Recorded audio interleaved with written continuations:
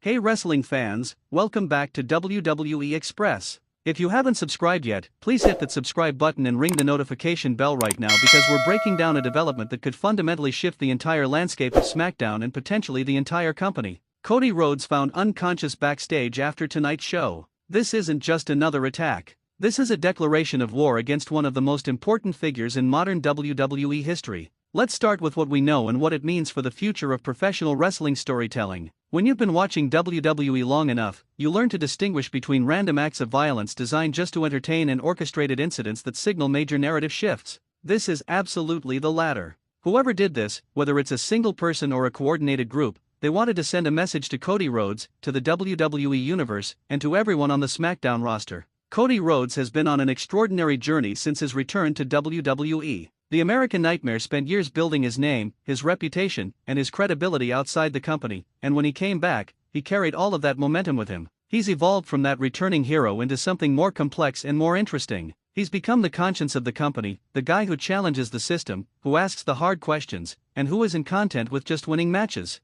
He wants to leave a legacy that matters. But here's the thing about being positioned as the moral center of your company. Targets get painted on your back. People who disagree with your philosophy, people who feel threatened by your rise, people who resent your influence, they all start looking for their moment. And tonight, someone found theirs. The fact that Cody was found unconscious is significant. This wasn't a confrontation that Cody could fight back against. This wasn't an even exchange of words or physicality. This was a hit. Calculated. Premeditated. Someone wanted to hurt him badly enough to leave him out cold, vulnerable, and unable to defend himself. That speaks to serious intent. Let's think about the immediate possibilities here. We could be looking at a straightforward personal vendetta from someone on the roster who's had their own conflicts with Cody. That's always a possibility. But we could also be looking at something more coordinated, something that suggests a faction or a group with a unified goal against Cody. That would elevate this story to a completely different level. The beauty of this angle, from a wrestling narrative standpoint, is that it creates several compelling directions simultaneously.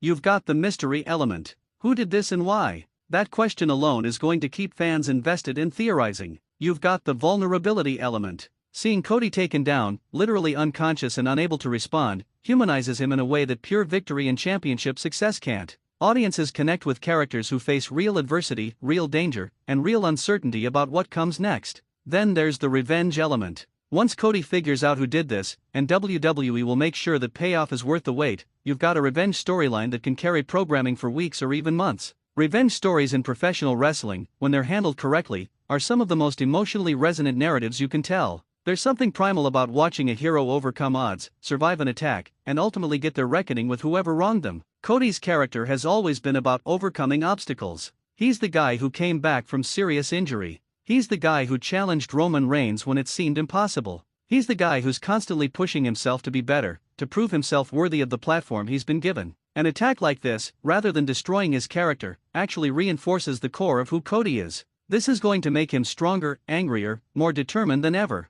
Now let's consider the implications for SmackDown as a brand. The blue brand has its own identity, its own philosophy, and its own star power. Cody has been a significant part of that identity. Having him taken out of commission, at least temporarily, creates an immediate vacuum. It opens opportunities for other performers to step up. It changes the complexion of championship pictures and feuds that were presumably being built around Cody's involvement. From a storytelling perspective, this is also about raising stakes. Professional wrestling is at its best when the audience genuinely feels like consequences matter, like danger is real, like characters can be hurt and their paths can be dramatically altered by unforeseen circumstances. Cody found unconscious backstage is the kind of moment that reminds everyone watching that anything can happen in this business, that nobody is untouchable, and that the unexpected is always waiting around the corner. There's also the question of how Cody will respond when he comes back. Will he return immediately, adrenaline and anger driving him forward? Will he take time to recover and come back stronger than ever? Will he seek help, building allies who stand with him against whoever did this?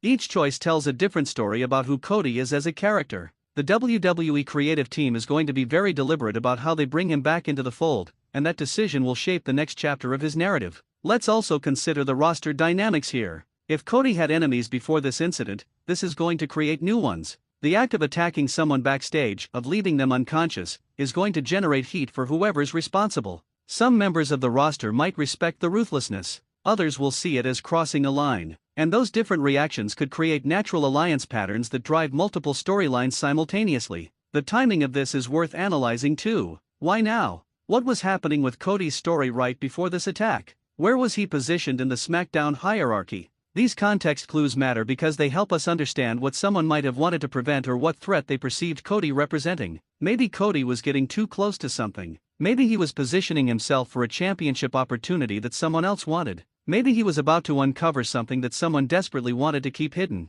This is where professional wrestling as a narrative medium truly shines. An attack backstage isn't just a moment of violence. It's a plot device that generates questions, creates mysteries, and forces the audience to re-evaluate everything they thought they understood about the current state of affairs. Suddenly, you're looking at every interaction between CODY and other wrestlers through a new lens. You're questioning allegiances. You're wondering about motives. The physical consequences matter too. We don't know yet how serious the injury is, what kind of medical attention CODY needed, or what his recovery timeline might look like. But WWE will use that uncertainty to their advantage. Every update will be newsworthy. Every appearance or absence will be noted. Every decision about when and how CODY returns will send a message about WWE's confidence in the character and the storyline they're building around this incident. What makes this moment particularly interesting is that it forces WWE to do something. They can't ignore this. They can't just move on. CODY's position in the company, his popularity with the audience, and the severity of what happened means this has to be addressed seriously and thoughtfully.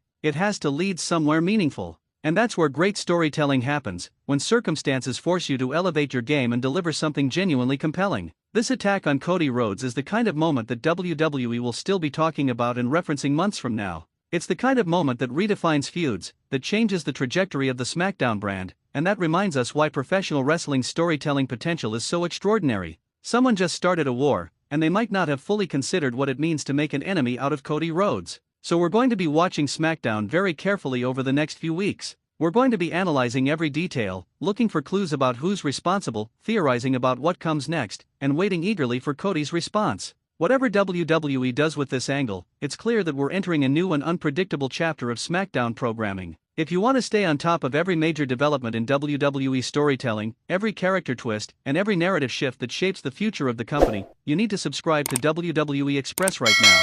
We break down the details that matter, we analyze the psychology behind every angle, and we help you understand what's really going on beneath the surface of WWE television. Subscribe to WWE Express today, and make sure you never miss a crucial moment. Thanks for watching, and I'll see you next time on WWE Express.